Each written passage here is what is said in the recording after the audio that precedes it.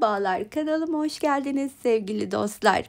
Ben Damla Akduman. Gorgeous YouTube kanalımda bugün ne mi örüyoruz beraberce? Buyursunlar.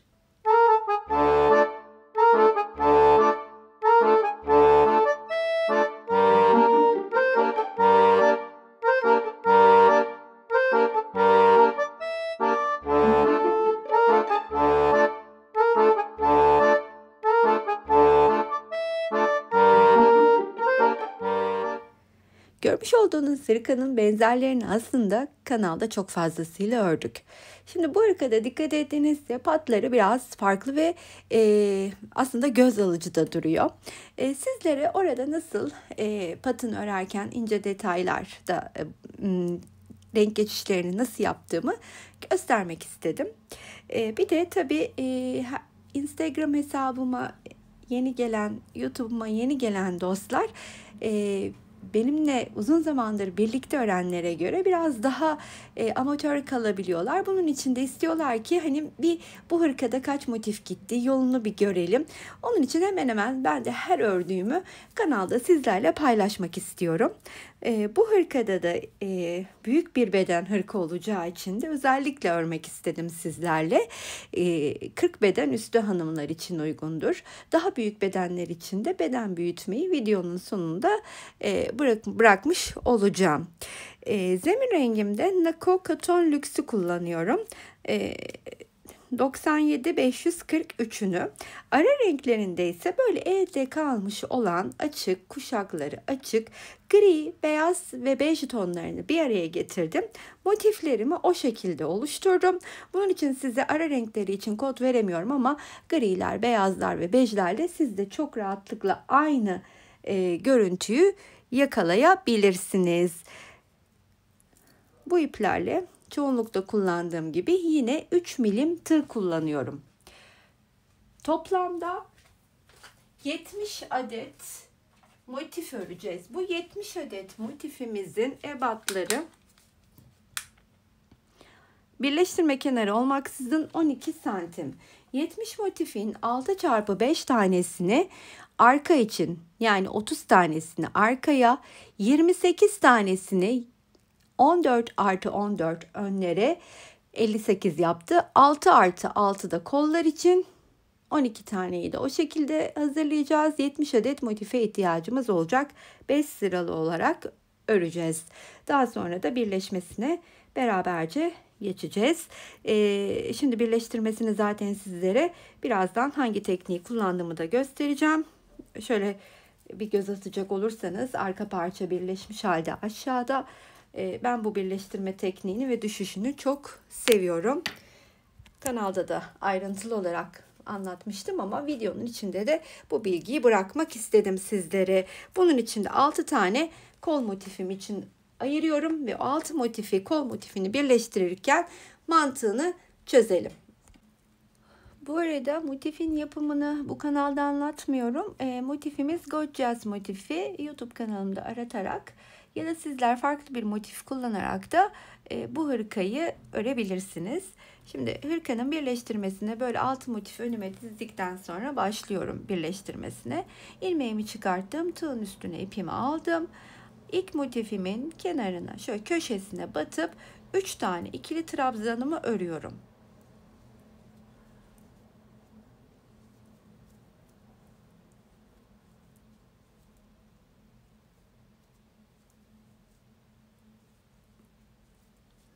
Daha sonra köşenin bir tanesini örüp boşlukların içine de 3 tane ikişerli trabzanlarımı örmeye devam ediyorum. Köşeye de geldim. Köşenin içine de 3 tane ikili trabzanımı önce örüyorum. 2 zincir çekip yine aynı köşe boşluğumun içine 3 tane daha ikili trabzanımı örüyorum. Devamında buradaki boşlukların her birine 3 tane ikili trabzanımı örerek devam edeceğim.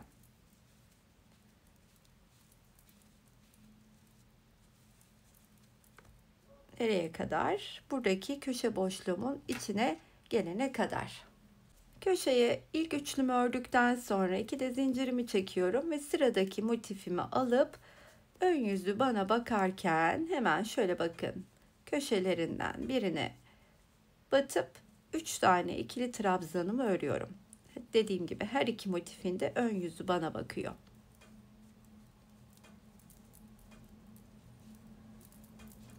Daha sonra sırt sırta verdirip tığdan çıkıyorum.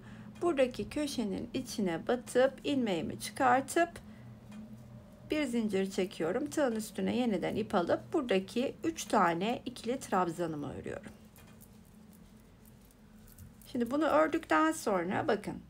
Bunu ördükten sonra hemen karşısına denk gelen boşluk zaten kendini gösteriyor. Oradan ilmeğimi çıkartıyorum. Tekrar bir zincir çekip sıradaki boşluğun içine 3 tane ikili trabzanımı örüyorum. Tığdan yine çıkıyorum. Yine karşısındaki hemen denk gelen boşluktan ilmeğimi çıkartıp bir zincir çekip kenarın sonuna kadar bu şekilde birleştirmeye devam edelim.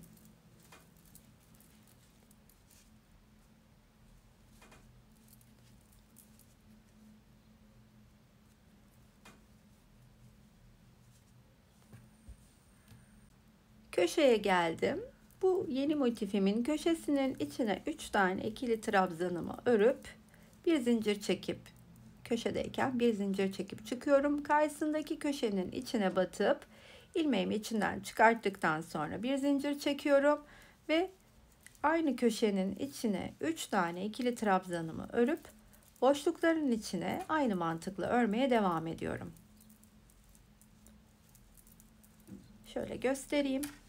İşte bunu bunun üstüne eklediğim gibi sıradaki motifimizde bunu da bunun üstüne ekleyeceğim. Hatta bu benim arka motifim olsaydı sıradakini buna upuzun bir şeridi ördükten sonra yandan dönüp gelecektim. İkinci sırayı eklemeye başlayacaktım. Ama ben şimdi kolum için 3x2 tane motifi kullanacağımdan ötürü hemen sıradaki iki motifimi birbirine 3 motifimi birbirine ekleyip döneceğim. Dediğim gibi bunu bunun üstüne eklediğimiz gibi bunu da bunun üstüne ekleyelim. Şu gösterdiğim kısım gibi. Dönüyorum. Bakın buraya kadar geliyorum. Bunu öreceğim. Sonra dönüp bunu öreceğim. Bunu alacağım. Sözünü ettiğim yere kadar döndüm geldim. Hemen şimdi dediğim gibi sıradaki 3. motifi de her iki motifin ön yüzü bana bakarken alıyorum. Göstermiş olduğum tekniğin aynısıyla yeni köşenin içine 3 tane ikili trabzanımı örüyorum. Tığdan çıkıp arkasından ilmeğimi çıkartıyorum. Bir zincir çekiyorum. Yine sıradaki boşluğun içine 3 tane ikili trabzan. Tığdan çıkıp ilmeğimi geçirip örüyorum. Sonuna kadar bu şekilde birleştireceğim. Daha sonra böyle dönüp böyle gelip buraya kadar şuradaki geçişi göstermek istiyorum. Sonra aşağı kadar inip sıradaki motiflerimizi birleştirmeye başlayacağız. Böylece dolaşıp geldim. Şimdi buradaki geçişi de beraberce örelim. Şimdi şuraya geldiğimizde bu köşenin içine bir tane üçlü grubu örülmüş olarak görüyoruz. Hemen ikinci grubu da birlikte örelim. Daha sonra bir zincir çekiyorum. Ve şu iki tane üçlünün arasında oluşan boşluğun içine batıp hem içinden hem de ilmeğimin içinden çıkartıp bir zincir daha çekiyorum ve buradaki köşe boşluğunun içine gelip 3 tane ikili trabzanımı örüyorum ve daha sonrasında hani göstermiş olduğum şekilde motiflerin sonuna kadar aynı mantıkla ilerleyelim. Yani buraya kadar. Şunu şöyle göstermek istiyorum yakından da. Çok muntazam ilerliyor. 3 tane motifi buraya kadar geldim, ekledim. Şimdi sıradaki motifimi alıp hemen bir üstüne ekleyeceğim. Sonra yanına derken 6 motif birbirine eklemiş olacağız. Köşeye 3 tane ikili trabzan örüp 2 zincirimi çektim. Nasıl yapıyorduk? Hemen yeni motifimizin köşesinin içine 3 tane ikili trabzanımızı örüp daha sonra arka arkaya verip sıradaki boşluğundan ilmeğimizi çıkartıyorduk. Bir zincir. Sonrasında Yeniden 3 tane ikili trabzan çıkıyorduk arkasından. İp kaçırdık şuradan. Orta şu kısımdaki birleşme yerine kadar aynı mantıkla ilerleyeyim. Şuradaki birleşmeyi birlikte yapalım. Buraya kadar ilerledim. Bu motifin köşesindeki 3 tane ikili trabzanımı örüp bir de zincirimi çektim. Şimdi bu iki motifin tam ortasına, birleştiği yerin ortasına batıp ilmeğimi içinden çıkartıp bir zincir çekiyorum ve buradaki köşenin içine gelip 3 tane ikili trabzanımı örüyorum. Daha sonra ise bu kenarın sonuna kadar 3 tane ikili trabzanımı öreceğim. Şöyle göstereyim size. Bakın. Buraya kadar örüp sıradaki motifimi alacağım. Kenarın sonuna kadar geldim. 3 tane ikili trabzanımı örüp 2 de zincirimi çektikten sonra yine sıradaki motifimi alıyorum ve aynı göstermiş olduğum mantıkla birleştirmeye başlıyorum. 3 tane ikili trabzanımızı örüp sırtını çevirip buradaki boşluktan ilmeğimizi çıkartıyoruz. Ve sonrasında şöyle şuraya kadar aynı göstermiş olduğum gibi birleştirelim. Şuradaki geçişi beraber yapalım. Buradaki köşeye kadar ilerledim. Birleştirerek iki kenarımı. Burada 3 tane ikili trabzanımı ördüm. Bir zincirimi çektim. Şimdi bu 3 motifin tam böyle birleştiği yerin ortasını bulup batıyorum ve ilmeğimi içinden çıkartıp bir de zincirimi çektikten sonra buradaki diğer üçlü grubumu örüyorum ama bu kenarımı da yan tarafla birleşmeye başlıyorum bir taraftan. Bakın bu üstteki motifin kenarıyla çıktım, birleştim. Hemen sıradaki boşluğun içine 3 tane ikili trabzanımı örüyorum, çıkıyorum. İçinden çıkartıp bakın böyle geldim, birleştim. Şimdi bunu birleştiriyorum. Bu da birleştikten sonra burayla böyle döneceğim. Bu kenarı örüp sıradaki motifi üstüne alacağım. Daha sonra hepsini birleştirdikten sonra da kol evine yerleştirmeye hazır hale gelecek. Siz de bu mantığı kullanarak istediğiniz kadar büyüklükteki motifleri, parçaları birbirine rahatlıkla ekleyebilirsiniz. Altı motifimizi bu şekilde yerleştirmiş oldum. Bu son motifimdi. Geldim. Buraya kadar da geldim. Bu kol evine yerleşeceğim. 3 tane motif. Daha sonra biliyorsunuz bu şekilde kol evine yerleşecek. Ve bu taraftan da bu taraftan da dönerken yan tarafla da birleşip kol formunu alacak. Bu mantıkla ön, arka bütün parçaları birleştirebilirsiniz. Şimdi arkayı nasıl, önleri nasıl birleştireceğiz, nasıl ilerleyeceğiz? Devam edelim. Arkayı sözünü ettiğim gibi tekrar söyleyeyim. 5 enine 6 boyunu 30 parçayla tamamladım. Şimdi bunu hemen arka yüzüne çeviriyorum birleştirme kısmı için. Sağ ve sol parçaları, yani önüme yatırdığımda sağ, tabi üstüme giydiğimde sol oluyor. Buradaki ayrımı karıştırmayalım lütfen. Nasıl birleştirdiğimi benimle hırka öğren dostlarım aslında uzun zamandır takip edenler çok iyi biliyorlar. Sağ tarafta dikey, önüme yatırdığımda yalnız bakın sağ taraf. Üstüme giydiğimde doğal olarak sol oluyor. Diğer tarafta ise yatay birleşme yapıyorum. Dikey ve yatay. Bu ne demek oluyor? Elimde şu anda dikey birleştirme yapmış olduğum sağ taraf var. Yani buradaki birleştirmeyi nasıl yapıyorum? Hemen şimdi size göstereyim. İlk motifimi alıyorum. İki kenarını örüp altına. İki kenarını örüp altına. Yine altına. Yine altına derken kaç motifse burada uzunlamasına 7 motif olduğu için 7 motifi dikey halde uzun bir parça olarak birleştiriyorum. Sonra hop dönüp kenarından bunları eklemeye başlıyorum yanına.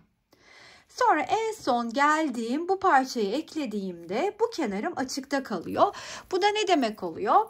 Aşağıdan buradan bu parçayı kol evine kadar birleştireceğim anlamına geliyor. Kol evim nasıl oluşuyor? Şimdi bir tane motif yukarıda fazladan, çünkü bu benim omuz motifim. Bu motif bu motif ve arkadaki bu motif 1, 2 ve bu benim kol evimi oluşturan motifler. Yani buraya kadar, şuraya kadar birleşmem gerekiyor. Kaç motif? 2, 4, 5 tane motifi birleştirip burada duracağım. Kol evini oluşturmak için yandan birleşmeyle. O zaman hemen buraya kadar anlatmışken yandan birleşmeyi başlayalım. Daha sonra sol taraftaki birleşmeyi de sizlere göstereyim. Şimdi buraya 3 tane ikili trabzanımı örüp bir zincir çekiyorum en son. Ve buranın köşesini, etek ucundaki şu köşeden batıp ilmeğimi çıkartıyorum. Bir zincir çekip aslında aynı göstermiş olduğum birleştirme mantığını kullanarak hırkanın bir kenarını yanlardan birleştirip oluşturuyoruz. Bakın çıktım şimdi buradan.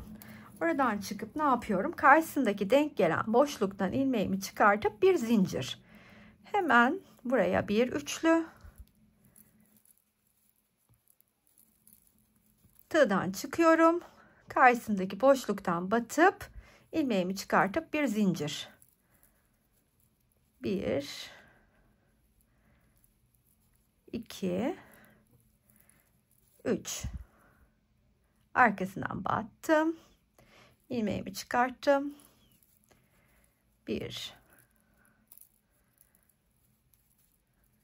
2 ve 3. Yine arkadan. Bakın orta yere kadar, şuraya kadar birleşeyim. Şuradaki geçişi nasıl yaptığımı size göstermek istiyorum. Burayı da gösterdikten sonra kol altına kadar çok rahatlıkla birleşebiliriz. Buraya geldim. Şu köşenin içine battım. 3 tane ikili trabzanımı ördüm. Şimdi buradayken bakın. Sonra bir zincir çekiyorum. Önce bu ikisinin arasındaki boşluktan ilmeğimi çıkartıp tığdaki ilmekten de çıkartıyorum. Daha sonra bu iki motifin birleştiği yerin ortasına batıp tam olarak buraya ilmeğimi içinden çıkartıyorum. Tekrar bir zincir çekip buraya geliyorum. Ve köşenin içine 3 tane ikili trabzanımı örüyorum.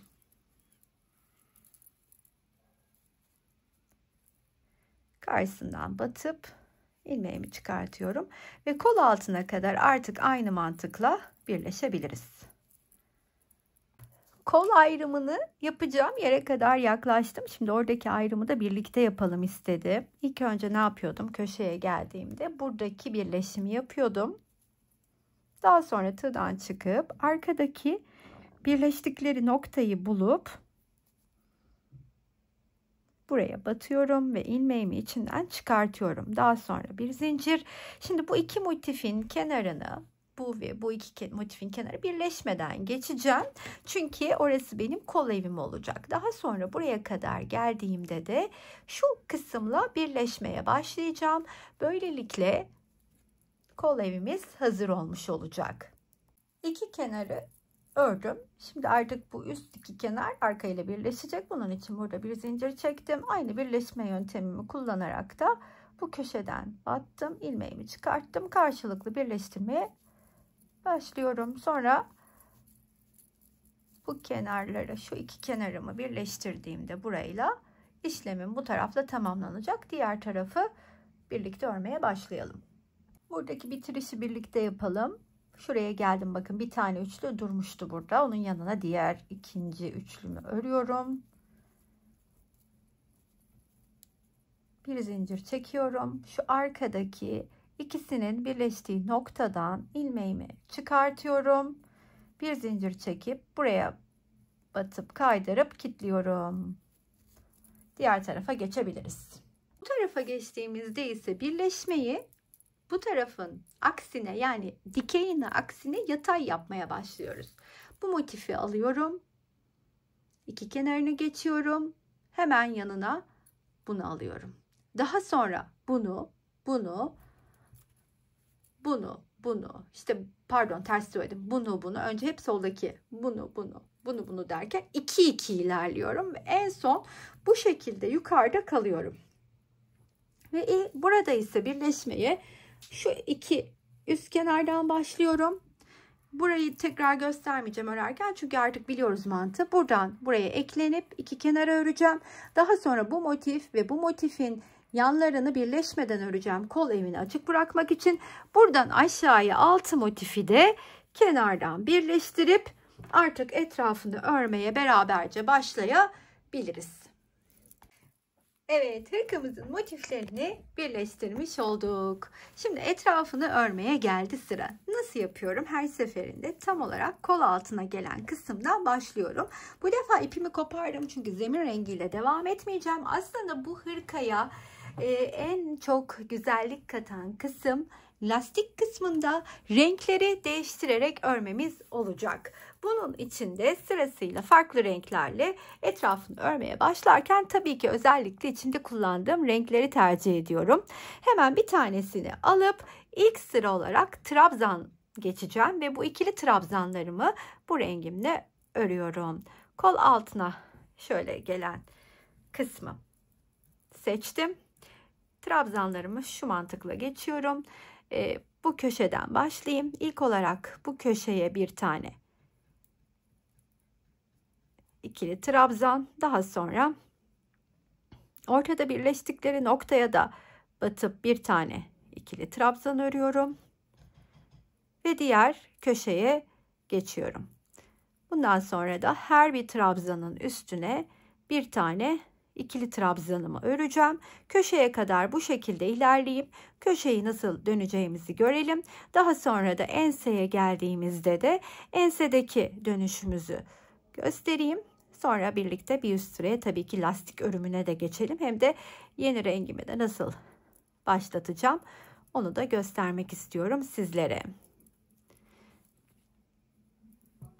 Köşeye geldiğimde 2 tane ikili trabzanımı örüyorum. Daha sonra 2 zincir çekip aynı boşluğun içine 2 tane daha ikili trabzan örüyorum ve enseye kadar aynı şekilde trabzanlarımın tepesine birer ikili trabzan örerek devam edelim.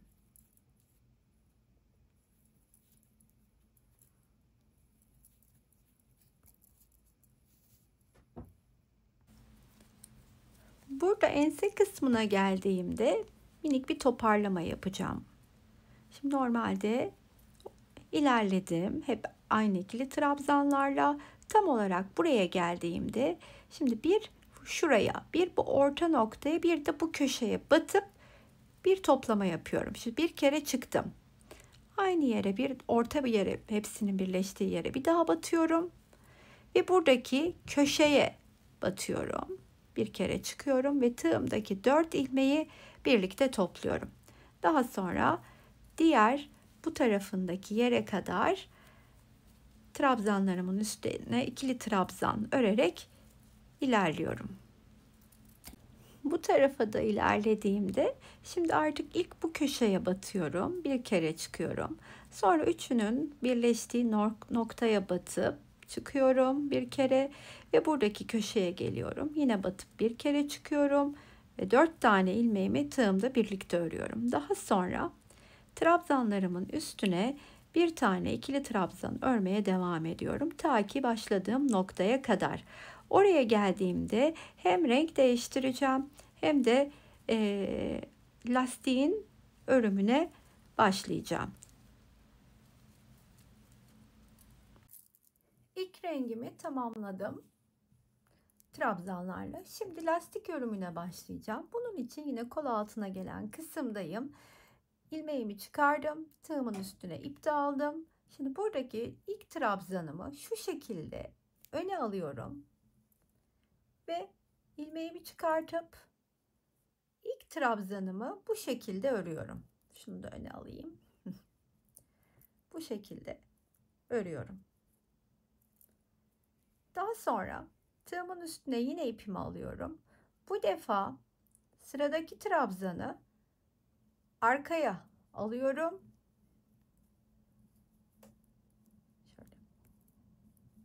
Şöyle aralarda gizliyorum ipi de bir öne bir arkaya alarak. Arkadan örüyorum. Şimdi sırada önden örmek var. Öne alıyorum.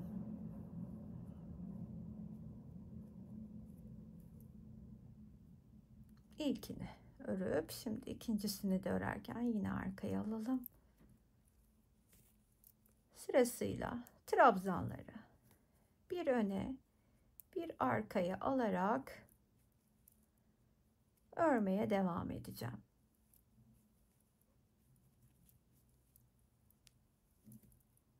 Köşeye kadar ilerleyelim. Köşedeki geçişi birlikte yapalım. Köşeye geldiğimde ise köşedekileri yine sırasında ne varsa ördüm. Şimdi köşenin içine 2 tane ikili trabzanımı örüyorum. 2 tane zincirimi çekip aynı köşe boşluğunun içine 2 tane daha ikili trabzanımı örüyorum. Daha sonra trabzanı öne alıyorum ve arkaya alıyorum. Bu sıralamayı enseye kadar devam ederek öreceğim. Yani bir öne, sonrasında arkaya ve ensedeki geçişi de nasıl yaptığımı sizlere göstermek istiyorum. Şöyle göstereyim. İkinci sırayı devam ederken enseye geldim. Biliyorsunuz ensede şöyle bir iki taraflı toplama yapmıştık. Oraya geldiğimde şimdi yine trabzanları sırasıyla örüyorum. Orada toplama yaptığım yeri, bu 3 tane trabzanı tek bir trabzan gibi arkaya alıp örüyorum. Daha sonra yanındaki trabzana yine öne alarak örmeye devam ediyorum. Arkaya, öne, diğer taraftaki kesme yaptığım kısma kadar aynen devam ediyorum. Bu taraftaki yine toplama yaptığım yere yaklaştım. Yine üçünü bir arkaya alıyorum ve sırasıyla yanındaki trabzandan itibaren örmeye devam ediyorum. İşte bu şekilde dilediğiniz sırada örebilirsiniz ama en az bir 4 sıra örmelisiniz ki bu renk geçişlerindeki efekti yakalayabilin. Benim şimdilik öngörüm 6 sıra örmek. 6 sırada tamamlayıp en üst sıradaki kısma geçeceğim. En üst sırayı da birlikte öreceğiz. Bundan sonra buralarda hepsi gelişine ne varsa sırasıyla onu öreceğim. Yeni renge geçişimizi de gösterdim. Öyleyse patı bu kısmını bitirip geleyim. 6 sıra halinde 6 kere renk değiştirerek ikili trabzanlarla ördüğüm lastiğimi tamamladım. Şimdi sıra son sıradaki yapacağım işleme geldi. Bunun için de kaydırma tekniğini kullanmaya başlayacağım. Ama şu görmüş olduğunuz V şeklindeki kısımların arkasındaki, bakın, bu V'lerin arka dişine batıp ipimi kaydırmaya başlayacağım. Şu ilk kısımda bir tık zor, ondan sonrası kolay. Her bir V'nin arka kısmındaki dişe batıp sıkmadan elimi gayet rahat bırakarak V'lerimi örüyorum. V'lerin arka kısmına batarak kaydırmalarımı yapıyorum. Şöyle bir görüntüyle de son sıramı tamamlamış olacağım. Son sıradaki kullandığım renk hırkanın bütününde kullandığım, genelde kullandığım zemin rengimiz. Köşedeki geçişi de beraber yapalım. Oraya kadar ilerliyorum. Köşeye kadar ilerledim. Bakın şimdi son V'me batıyorum. Ve buraya geldiğimde ise içine sık iğne halinde 2 tane örüyorum, sık iğne. Daha sonra V'lerimi örmeye devam, V'lerin dış yüzüne batarak kaydırmalarımı örmeye devam ediyorum. Başladığım noktaya kadar da bu şekilde ilerleyeceğim ve patını böylelikle tamamlamış olacağım. Dediğim gibi lütfen elinizi sıkmadan gayet rahat örünüz ki bakın hırkanın duruşu dümdüz, gayet muntazam gözüküyor. Sizinki de bu şekilde ilerlesin. Hırkanın etrafını bitirdikten sonra kaydırmayla kolunun ağzını da tamamladım. Bir kolu yerine yerleştirdim. Bakın 3 motifli alana nasıl yerleşiyoruz? Şöyle de göstermek istedim size. Buradaki kol evine de kol parçamızı yaptığımız motiflerimizi nasıl eklediğimizi göstereceğim. Şöyle üç kenarı açıkta bırakmıştık. Şöyle tam olarak bakın ortasından katladığımızda zaten nasıl kol evine yerleşeceği gözüküyor. Buradaki 3 motif kol evindeki 3 motife denk geliyor. Karşılıklı birleştireceğim. Bunun için de kol evimizi önüme alıyorum. Şöyle ardından daha rahat birleştireceğim. Şu şekilde aldım. Bunu da yine önüme alıyorum. Ve buradan itibaren kol altından itibaren birleştirmeye başlayacağım. Bunun için bir zincir çekip motifin köşesini üçlü ördükten sonra tığdan çıkıyorum. Hemen bakın şu motiflerin kol altında birleştiği ortak noktayı bulup içine batıyorum. Buradaki parçadaki ilmeğimi de içinden çıkartıyorum. Daha sonra bir zincir çekip hemen aynı boşluğun içine 3 tane ikili trabzanımı örüyorum. Göstermiş olduğum birleştirme tekniğini kullanarak da kol evine yerleştirmeye başlıyorum.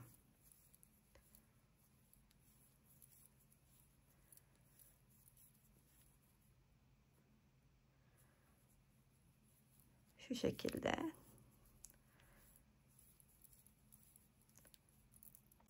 Şu kısımdaki birleştirmeyi de birlikte yapalım istedim yine. Bu köşenin içine 3 tane ikili trabzan örüp bir zincir çekiyorum. Önce buradaki orta kısımdan kaydırarak çıkıp daha sonra da arkada yine bu iki motifin tam olarak birleştiği orta noktayı bulup ilmeğimi içinden çıkartıp kilitliyorum. Sonra tekrardan aynı aslında göstermiş olduğum sistemle yan tarafları birleştirirken burada da uyguluyorum. Bu üç motifi kol evine yerleştireyim. Kol altında tam bitirdiğim noktada oradaki finali birlikte yapalım. Kol altına kadar ilerledim. Kol altına geldiğimde de buradaki köşenin içine önce bir tane üçlü ikili trabzan, 3 adet ikili trabzan örüyorum. Bir zincir çekip şu kol altının tam ortasından ilmeğimi çıkartıp bir zincir çekiyorum. Daha sonra yeniden aynı köşe boşluğunun içine 3 tane ikili trabzan örüp artık 3 tane motifi kol evine yerleştirdim. Sıra kol kenarını birleştirip aslında kol parçasının tam olarak formunu vermekte. Bunun için de yan taraftaki şöyle birleşmeye geçtik. Bunun da aynı göstermiş olduğum teknikle ilerliyorum. Kol ağzına kadar da devam edelim.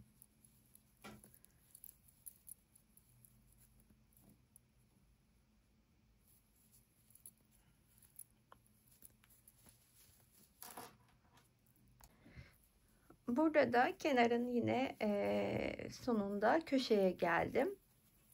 Kolun formunu vermiş olacağız bu son yapmış olduğum işlemle.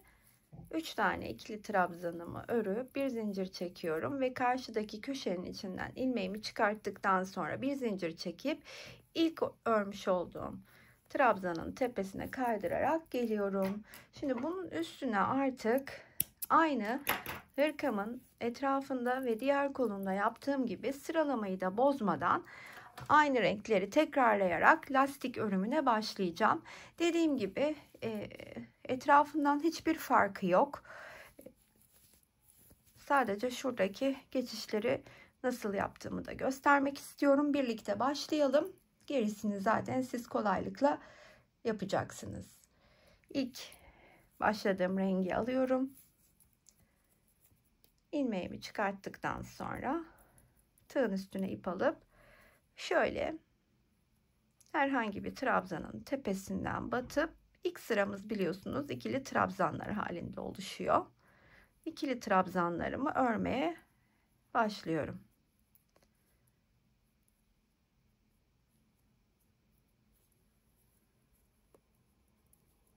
Şimdi köşe boşluğunun içine bir tane, bakın buraya, sonra direkt buradaki köşe boşluğunu atlayıp bir tane örüyorum.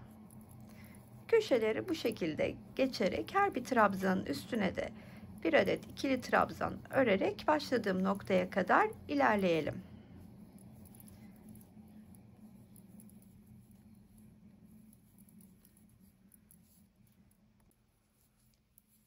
İlk renkle ilk sıramızı tamamladım. Şimdi sona geldiğimde burada ilk örmüş olduğum trabzanın içinden kaydırarak çıkıp zincir çekip kilitliyorum ve bu renkli işimiz bitti. Şimdi sıradaki rengimi alıp trabzan örümüne başlayacağım. Aynı dediğim gibi hırkanın etrafında yaptığımızdan hiçbir farkı yok. Tığın üstüne ipimi aldım. Şöyle başlıyorum herhangi bir noktadan. Trabzanı öne yani şu ikili trabzanı öne alıyorum ve ilk trabzanımı bu şekilde örüyorum. Daha sonra bu ipi de tabi yine öne arkaya alarak gizliyorum. Sıradakini arkaya,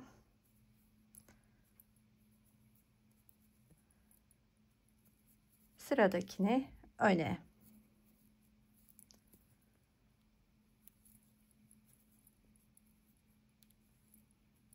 Bu şekilde bir üste çıktığımda da yine artık öndekini önden, arkadakini arkadan örerek kolu da tamamlayacağım. Dilediğiniz uzunlukta örebilirsiniz sizler de. Son sırasını yine kaydırma tekniğiyle aynı hırkanın sonunda yaptığım gibi yapıp tamamlayacağım.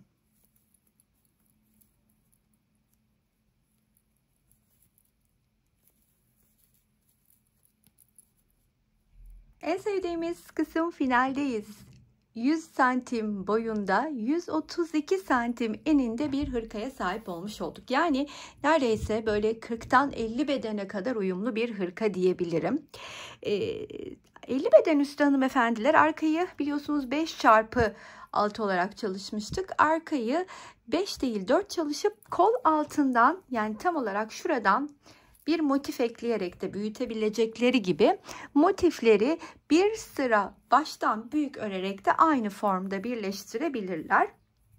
Şöyle söyleyeyim, daha bu hırkanın 2-3 sıra daha lastik kısmı geniş örülebilir. O bile hırkayı bir beden büyütecektir. Oldukça büyük de bir hırka oldu zaten. Toplamda 850 gram ip gitti. Bunun 200 gramını birleştirmede kullandığım zemin renk, diğerlerini açık olanları, işte elimde var olanları bir araya getirip kullanmıştım. Tam olarak gramaj veremiyorum ancak totaldeki gramajını size verebildim. Sizler de elinizdeki ipleri değerlendirebilirsiniz. 200 gram gitti zeminine, çünkü biliyorsunuz kol ağzı ve etrafındaki lastikte bu ipi kullanmadım. Bence böyle de çok hoş oldu ve hırkaya bütün havasını bunun verdiğini düşünüyorum. Bu teknikle daha çok önümüzdeki günlerde birçok hırkayı da göreceksiniz. Biz çok sevdik, içimize çok sindi. Umarım siz de beğenmişsinizdir. Beğendinizse her zaman olduğu gibi sizlerden kalbinizi rica edeceğim. Benim için kıymetli destekleriniz çok önemli. Kanalımın devamlılığı açısından yorum ve beğeni yapmayı unutmazsanız, tabii ki abone olmak da çok önemli. Ücretsizdir. Hemen aşağıdan tıklayarak abone olabilirsiniz. Hype ve Katıl'dan da desteklemeniz mümkün. Buraya kadar izleyen herkese çok ama çok teşekkür ediyorum. Sıradaki videolarda görüşmek üzere. Hoşça kalın arkadaşlar.